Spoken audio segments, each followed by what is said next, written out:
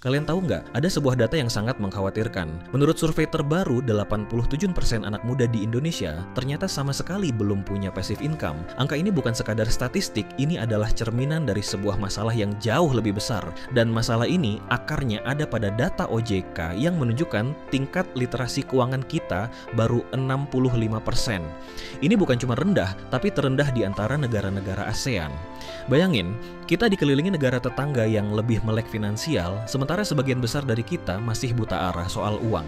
Artinya apa? Artinya, mayoritas dari kita nggak diajari cara membangun kekayaan. Kita cuma diajari cara mencari gaji.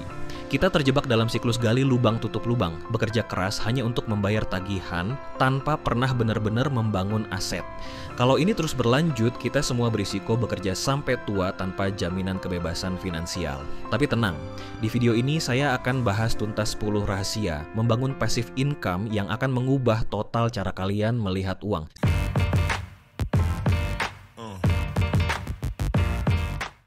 Sekarang, mari kita jujur dan berani menunjuk siapa biang keladinya. Kenapa kita bisa separah ini? Jawabannya provokatif. Sistem pendidikan kita sendiri. Sebuah riset mengungkap fakta yang mengejutkan, 0% kurikulum sekolah kita secara eksplisit mengajarkan tentang wealth building atau cara membangun kekayaan.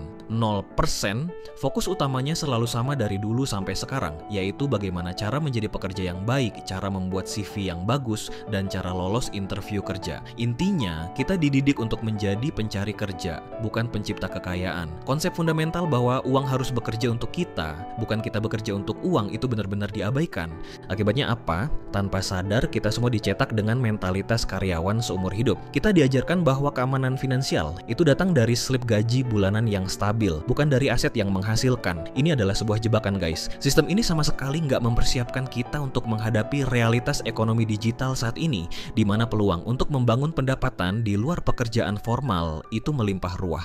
Kita diberi peta yang salah untuk memasuki dunia yang sudah benar-benar berubah. Wajar kalau 87% dari kita bingung harus mulai dari mana. Itu baru pemanasan. Masalahnya jauh lebih dalam dari yang kalian kira, dan solusinya ada di depan mata. Makanya dengerin baik-baik 10 rahasia yang akan saya bagikan ini, karena ini adalah pengetahuan yang seharusnya kalian dapatkan di bangku sekolah.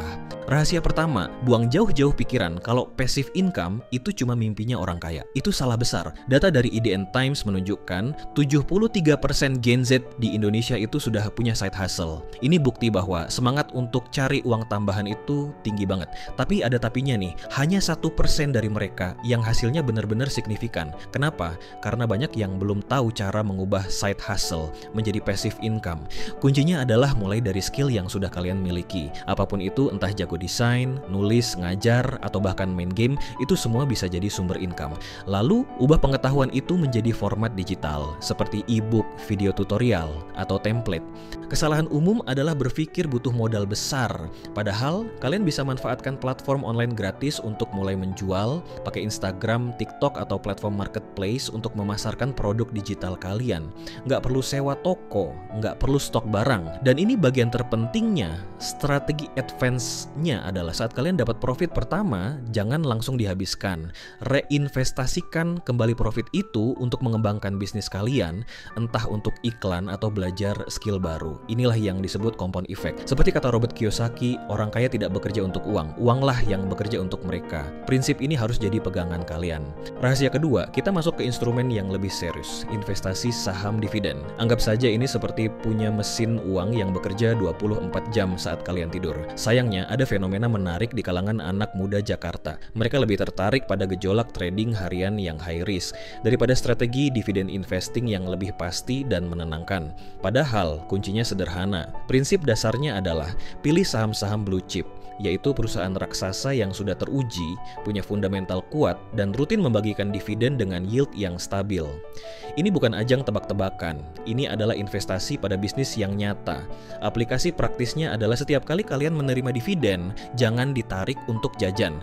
Lakukan dividen reinvestment plan atau DRIP, di mana dividen itu otomatis dibelikan kembali saham perusahaan yang sama. Nah, kesalahan fatal yang sering dilakukan pemula adalah menaruh semua telur dalam satu keranjang. Kalian cuma beli satu saham andalan. Ini bahaya banget. Strategi yang benar adalah lakukan diversifikasi. Sebar investasi kalian minimal ke 5 5-7 perusahaan dari sektor yang berbeda untuk mengurangi risiko. Dan ini tips lanjutannya, buat target yang jelas. Misalnya, saya mau punya portofolio dividen senilai 100 juta rupiah dalam 5 tahun. Target ini akan menjaga kalian tetap fokus, disiplin, dan termotivasi untuk terus menambah investasi secara konsisten. Bukan cuma ikut-ikutan tren sesaat. Rahasia ketiga, ini adalah favorit saya karena sangat relevan dengan ekonomi digital, yaitu menciptakan digital product.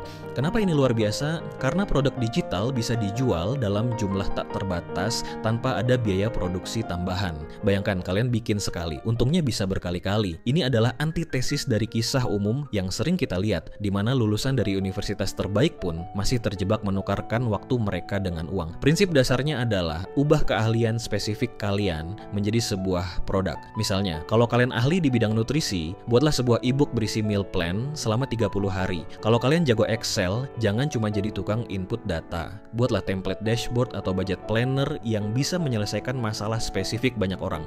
Kesalahan yang sering terjadi adalah membuat produk yang bagus, tapi sistem penjualannya masih manual. Kalian masih harus chat satu-satu, kirim file manual, itu nggak scalable. Solusinya adalah jual lewat online course dengan sistem yang pasif. Rekam materi kalian sekali, lalu jual melalui platform seperti Udemy, Skillshare, atau bahkan website sendiri yang terintegrasi dengan payment gateway. Otomatisasi seluruh prosesnya, dari mulai pembayaran, pengiriman produk, sampai follow up email, semuanya bisa diatur secara otomatis menggunakan platform digital. Kalian benar-benar bisa menghasilkan uang bahkan saat sedang liburan, karena sistemnya yang bekerja, bukan kalian.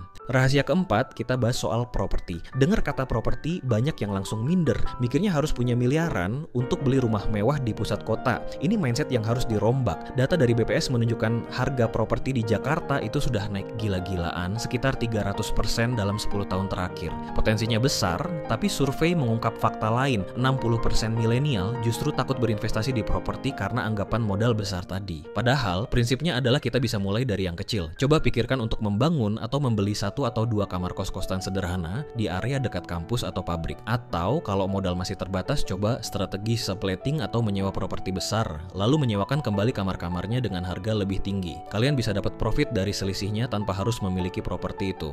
Kesalahan terbesarnya adalah menunggu sampai punya uang banyak, yang akhirnya nggak mulai-mulai. Nah, sekarang ada solusi cerdas untuk ini, yaitu manfaatkan platform properti crowdfunding. Kalian bisa patungan dengan investor lain untuk membeli sebuah properti dengan modal yang jauh lebih terjangkau. Dan strategi untuk bertumbuhnya adalah dengan scaling up bertahap. Gunakan profit dari kosan pertama atau dari subletting untuk dijadikan DP properti berikutnya. Terus berputar seperti itu. Ingat kata Will Rogers, jangan tunggu untuk membeli properti. Beli properti dan tunggu. Waktu adalah teman terbaik dalam investasi properti. Rahasia kelima, ini yang paling cocok untuk pemula dengan modal sangat kecil, yaitu affiliate marketing. Konsepnya simple, kalian merekomendasikan produk orang lain, dan kalau ada yang beli lewat link kalian, kalian dapat komisi. Peluangnya sedang meledak.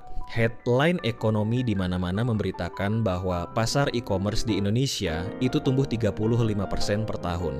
Artinya, kue yang bisa diperebutkan itu besar sekali. Prinsip paling fundamental dalam affiliate marketing adalah authenticity atau keaslian. Pilih dan promosikan produk yang benar-benar kalian pakai dan sukai. Jangan asal comot produk hanya karena komisinya besar. Audiens bisa merasakan mana rekomendasi yang tulus dan mana yang dibuat-buat. Setelah memilih produk, langkah praktisnya adalah bangun kepercayaan atau trust dengan audiens kalian sebelum mulai jualan.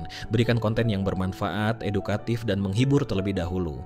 Kesalahan yang paling sering saya lihat adalah para pemula terlalu serakah. Mereka mencoba mempromosikan semua jenis produk, dari skincare, gadget, sampai makanan bayi dalam satu akun. Ini nggak akan berhasil. Kalian harus fokus pada satu niche atau ceruk pasar yang spesifik terlebih dahulu.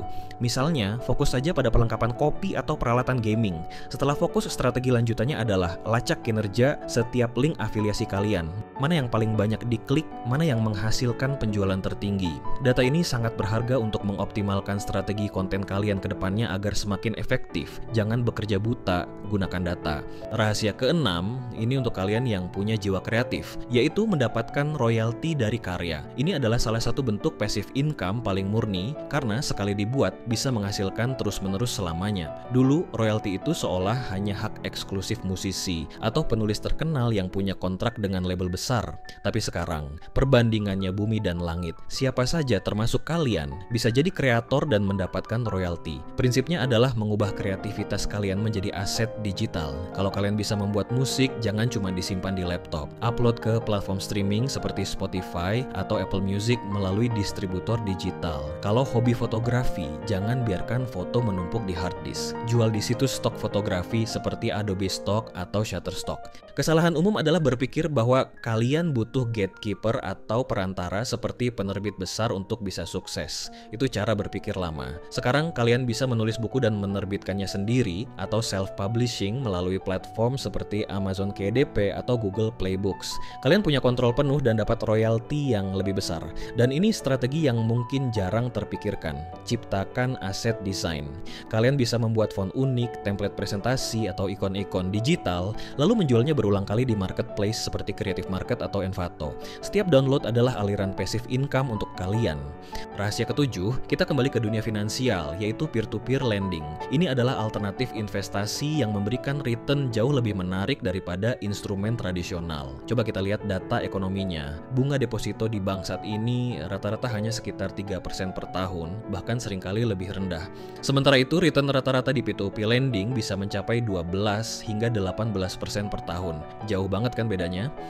Prinsip dasar di P2P lending adalah kalian meminjamkan uang kalian secara langsung kepada individu atau UKM melalui sebuah platform online dan mendapatkan imbal hasil dari bunga pinjaman tersebut.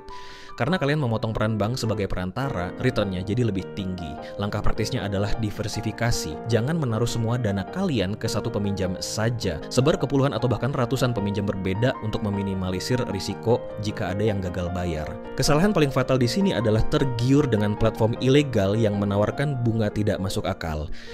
Pastikan kalian hanya memilih platform P2P lending yang sudah terdaftar dan diawasi oleh OJK.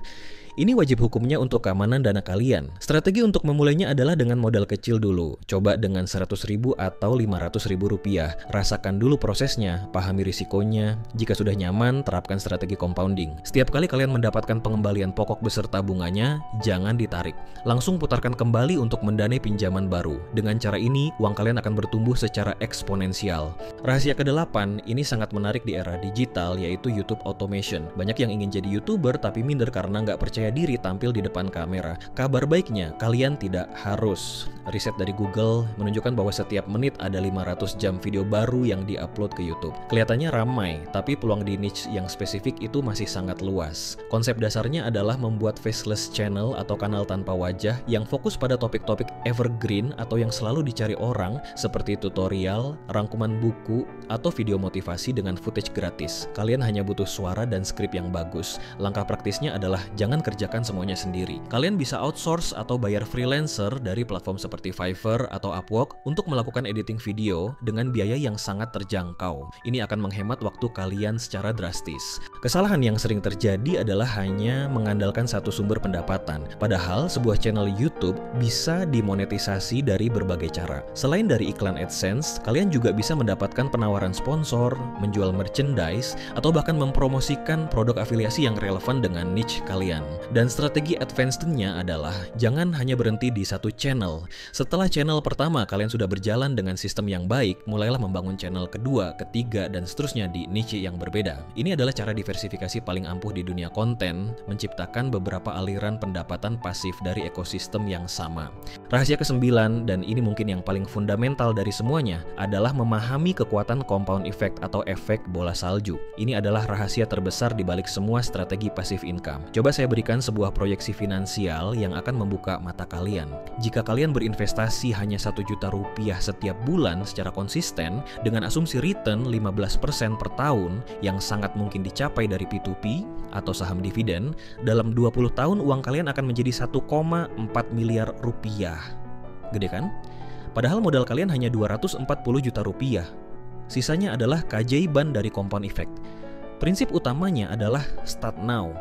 Mulailah sekarang juga, tidak peduli seberapa kecil nominalnya. 100.000 per bulan itu jauh lebih baik daripada tidak sama sekali. Langkah praktisnya adalah disiplin. Konsistensi itu jauh lebih penting daripada jumlah uangnya. jangan pernah melewatkan jadwal investasi bulanan kalian. Jadikan itu seperti membayar tagihan wajib. Kesalahan paling menyakitkan yang dilakukan banyak orang adalah tidak sabar. Mereka mencairkan investasi mereka terlalu dini saat melihat ada sedikit keuntungan, sehingga membunuh potensi pertumbuhan eksponensialnya. Kalian harus punya mindset jangka panjang. Oleh karena itu, strategi paling ampuh di awal perjalanan membangun kekayaan adalah reinvestasikan semua passive income yang kalian dapatkan. Entah itu dividen, bunga P2P, atau profit dari produk digital, putar kembali 100% ke dalam mesin investasi kalian. Dan yang terakhir, bersabarlah. Pertumbuhan di tahun-tahun awal mungkin terasa lambat, tapi percayalah, di tahun-tahun berikutnya grafiknya akan melesat secara eksponensial.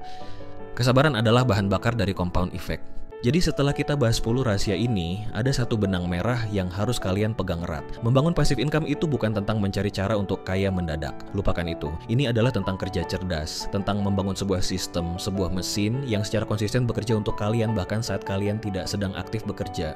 Ini adalah tentang menanam pohon hari ini, yang buahnya bisa kalian nikmati bertahun-tahun kemudian. Jangan merasa terbebani harus melakukan semuanya sekaligus. Pilih satu dari 10 rahasia tadi yang paling cocok dengan skill, minat, dan modal kalian saat ini. Mulai dari satu aliran pendapatan pasif, kuasai itu buat sistemnya berjalan, baru kemudian lakukan diversifikasi ke aliran pendapatan berikutnya. Kalau kalian merasa video ini membuka mata kalian, jangan simpan sendiri. Share video ini ke teman atau keluarga kalian yang kalian tahu masih terjebak menukarkan waktu mereka dengan uang. Mari kita sama-sama tingkatkan literasi finansial di Indonesia. Dan jangan lupa follow channel Filosofi Sukses untuk mendapatkan lebih banyak rahasia wealth building yang praktis dan tanpa basa-basi. Terima kasih sudah menonton, sampai jumpa di video berikutnya.